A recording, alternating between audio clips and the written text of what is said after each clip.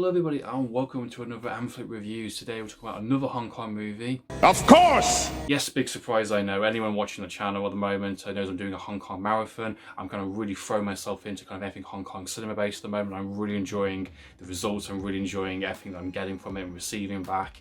It's a fantastic viewing experience. I'm watching movies that I should have been watching a long time ago, but it's a case of getting access to them. It's a case of being available, worldwide available now with 88 Films and kind of Eureka doing their kind of massive cool titles, 4K transfers. Recently I checked out 88 Films Spiritual Kung Fu by Jackie Chan. That was quite an interesting watch. I've also been watching the IP movies on Netflix. I watched the first 3 movies at the moment. I've been watching the spin-off and the final movie later in the week, and I'm really enjoying them. They're offering something completely different compared to what I've been watching from John Woo and Jackie Chan, and it's just a really crazy, fantastic ride, and I'm really enjoying the journey pretty much. I look forward to seeing where else it would take me, what movies I have yet to see, and what movies can be discovered along the way, especially with these fantastic releases being done, and try and do my best to kind of track these movies down. I'm really finding some really fantastic films in the process. But for today's Hong Kong film, we're talking about a very ultra rare film, a film I've been really dying to see for a very long time. Something I've been hearing on the top 10 list, something I've been hearing about on the top 5 of kind of Hong Kong action fight scenes. This film is talked about everywhere in kind of like Hong Kong cinema. A lot of the channels I've been watching, a lot of the kind of the best of lists, and yet it is not available to access anywhere. It's not available on streaming, it's not available on Blu-ray. You can get an American DVD, which has been retitled, but it is going for crazy money on Amazon, crazy money on eBay. Very hard film to get access to, but if you do, you are very lucky, because I'm talking about Righting Wrongs. Now, if you're familiar with Jackie Chan's kind of personal background in terms of how he created his kind of craft, how he kind of learned martial arts and kind of like kung fu, worked in the early days working alongside Bruce Lee and kind of doing these kind of very early movies like Spiritual Kung Fu, which previously mentioned, he kind of formed a friendship with 2 other martial artists and his 2 best friends that would later collaborate massively during the 80s, during that kind of sweet spot, during his kind of peak time, you know, in kind of Hong Kong cinema. This, of course, we're referring to Meals on Wheels and one of my favourites, Dragons Forever. And you kind of got this kind of golden trio, golden harvest. When you're watching these 3 on screen together, it is electric. It is absolutely fantastic watching them bounce off each other. They got 3 very unique styles in terms of their martial arts, in terms of their chemistry, and you can tell they've known each other for a long time, and they've all 3 worked with each other throughout the years, and they've all gone on to do some really fantastic stuff. Obviously, Jackie Chan speaks for himself, kind of thing, director, kind of writer, action star, you know, brilliant career, fantastic career. Samuel Hong kind of speaks for himself as also, he's worked alongside the IP movies, he's directed, he's done Eastern Condors, he's done a lot of Jackie Chan movies, he's a fighter himself, he's kick-ass, he's awesome.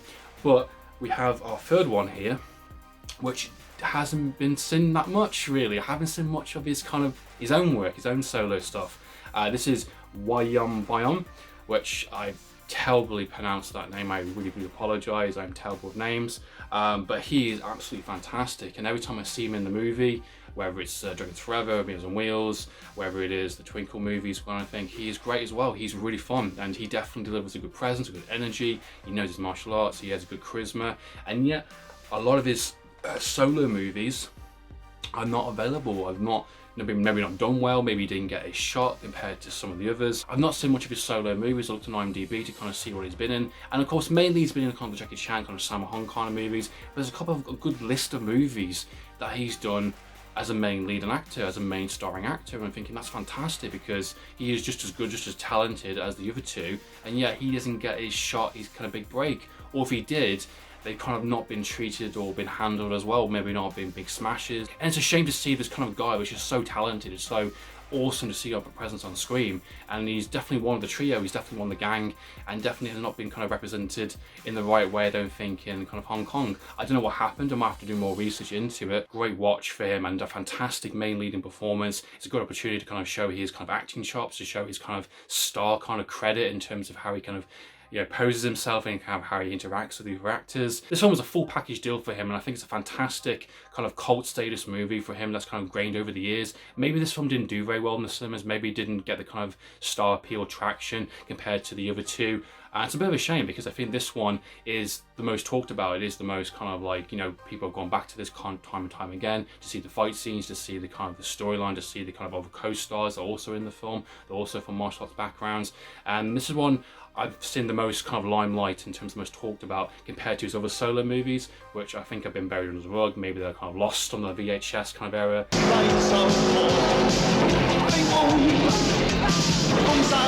Alongside our fantastic leading actor, we have Cynthia Rothrock, which I hope I said her name correctly, a really kick-ass, awesome female kickboxer, if I believe, martial artist, someone that kind of like really established themselves during the kind of Hong Kong days, that kind of did a lot of movies with Sammo Hung and had a kind of fair share of movies. Someone that I've not seen anything from her, in the sense I've seen the interview with Scott Ankins and a kind of interview back and forth talking about her movie career, kind of style on screen in terms of attitude. She plays a kind of no-nonsense sort of cop in this. Of course, there's loads of these non-nonsense cops, and she owns it. She's a proper boss character, and she doesn't take shit from anyone. She definitely holds her own in terms of the scenes.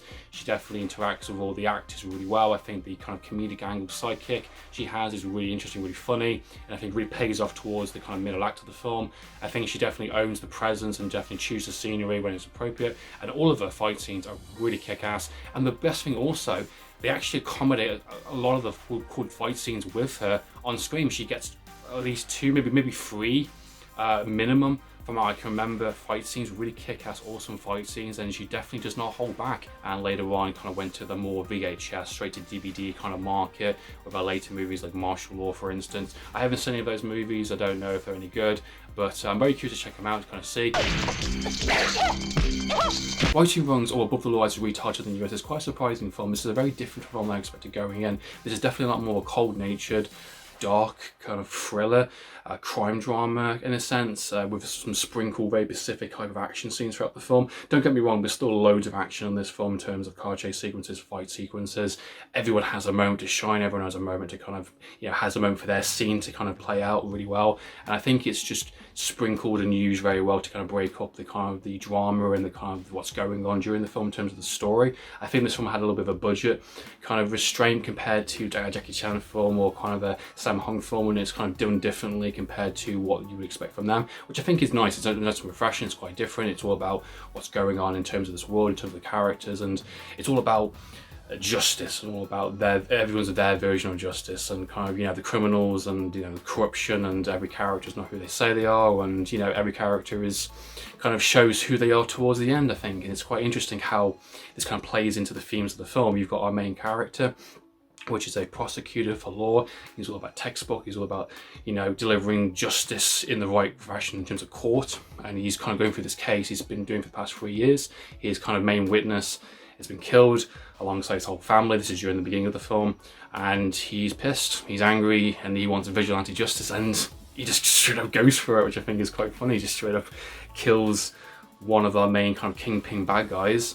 And the film escalates and kind of spirals from that moment onwards in terms of everything that happens, in terms of character motivation, in terms of decisions, in terms of their version of how they justify it. And there's a lot of scenes that play out into the film in terms of their perception, their view. There's a fantastic sequence where he's kind of like demonstrating justice in terms of court, in terms of on the street, in terms of a train set, and like, you know, how you derail the train, how you stop the train, or if you remove the track. And it's good metaphors how it plays out. And you've kind of got our kind of second billing character in this film, which is our female non-nonsense cop, which is all again about the book, about justice, about taking out bad guys. And you kind of get some fantastic sequences with her kind of demonstrating her kind of kung fu skills, her kind of kickboxing, and how she doesn't take shit from anyone, kind of thing, you know. And most kind of movies where, especially kind of female martial arts kind of moments in most movies I've seen so far, they don't get that moments. When they do, this kind of stealed from them in a sense. And this is the kind of the first one I've seen in kind of a Hong Kong movie where she actually is a very likable, very interesting character from the get-go. She's strong-willed, she's smart, she knows the streets, she knows how to take things down, and she's very all about justice and taking care of the bad guys and that kind of stuff. And she's dealing with a kind of bumbling psychic cop in a sense, which is quite interesting, alongside getting her kind of moments to shine in terms of her fight scenes with an assassin that's played in another film, which is awesome, which is kick-ass, really fantastic. You can definitely tell there's some contact kind of hits there, which is great. It's always good to see those kind of scenes. And she's a really great character in the film, good supporting character that really bounces off our main lead really well in terms of the moral justice of what's happening and what happened in the film. And her character goes in a very interesting direction, which I was not expecting, and it's nice to see something like that. And spoilers, I can't talk about it, but she goes in a very interesting direction towards the second and third act of the film, and it kind of motivates everything that plays out for the last kind of like 20 minutes, which is fucking awesome. And she has a good moments throughout the film. She's definitely doing more of an investigation angle, which I think is quite surprising. It reminds me a lot of a crime story and kind of police story in terms of the dark nature tone as the film goes along, and in terms of the investigation, in terms of finding out who the bad guys are and how to stop them, and who's taking all these hits, who's taking all these people out, kind of thing. And who's this new vigilante character that's taking the law into his hands, literally. And she's not taking any of it, she's not taking none of it, and she's assigned to this kind of like, say, comic relief, I would say, character throughout the film. A very kind of character that's kind of very scruffy, doesn't really care, and he's just kind of a bit of a bumbling idiot a little bit, kind of thing. And there's a lot of points in the film where I felt like it was a bit, they were showing a lot of sequences, a lot of moments with certain characters, and they were really highlighting a lot more than I expected they would. There's a lot more between those two than I realised there would be in this film, which I thought, are they doing it for pacing? Are they doing it for just kind of make the running time? But no, these specific points throughout the film are reveals. They are key point markers throughout the film. So when the film changes, when you get a reveal or a twist or a moment where these characters kind of shine or kind of reveal who they are in a sense, whether it's a corruption, a betrayal, whether it's kind of like standing tall, a character that's doing something the opposite than you would expect to, it really makes a big impact, and it's surprising. The second act and the third act of this film goes with a really dark nature, and I was not expecting it. This film doesn't do that. It definitely wants to surprise you, definitely wants to get you invested in these characters, and it definitely wants you to react to certain moments, which, there's moments in this film which I definitely reacted to. Got a main villain in this film as well, which I won't reveal who he is, but I think he's a really good presence in the film. I recognise him from a few movies like Eastern Condors, for example. I think he has a really good presence, and I think he really sells a character in the film that you don't expect to be a bad guy initially, kind of thing. It kind of plays into the actual themes of the film in terms of how you don't truly know someone, or when he does the things he does in certain moments. I was like, damn, this character is not messing around. He definitely believes what he's doing, and he's willing to do whatever it takes to further his cause and all that stuff. Yes, I think obviously the main kind of fight scene that everyone talks about in terms of the top 10 moment is really awesome. It's really fantastic. It definitely is high stakes. It's definitely surprising. It's got shock feels. It's really kick-ass in terms of the kind of martial arts skill sequences, and you got a really big epic kind of stunt sequence which kind of gives Tom Cruise a run for his money.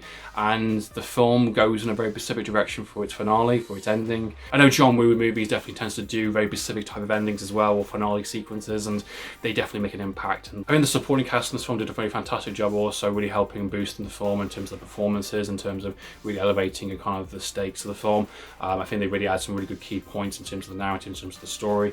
I think they did a really good job of kind of helping our main additional cast. Oh, and an interesting side note as well, there's an alternative ending to this film as well, which I thought was quite interesting, being how the film wraps itself up initially. It's very specific, so I was curious to see what the alternative ending might be in terms of maybe a different choice, or I kind of figured going in it would be one thing, but it turned out to be a really ridiculous, very silly type of extra scene, which makes zero sense in the film, which clearly was added in just to kind of make it a bit more appealing, maybe a bit more kind of not as bitter, maybe, in terms of what the original ending was. The alternative ending on this film is really funny. I was actually laughing when I watched it, and it made no sense. It's clearly placed in there just to kind of make some people happy, and the alternative ending to this film is available on YouTube. I'd say go and watch it after you watch the film.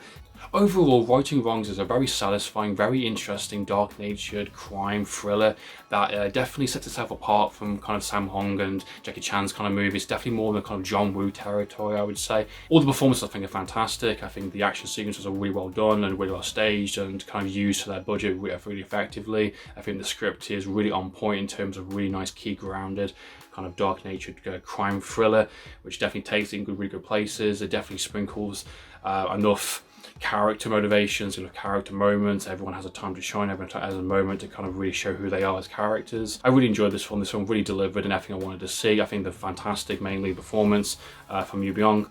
If I say he's incorrectly, sorry, I do apologise. I think he's really good. I think he's really underappreciated in terms of that kind of era of the 80s, and it's a shame he didn't get more kind of solo movies, more movies like this, because I think he would have had a fantastic career.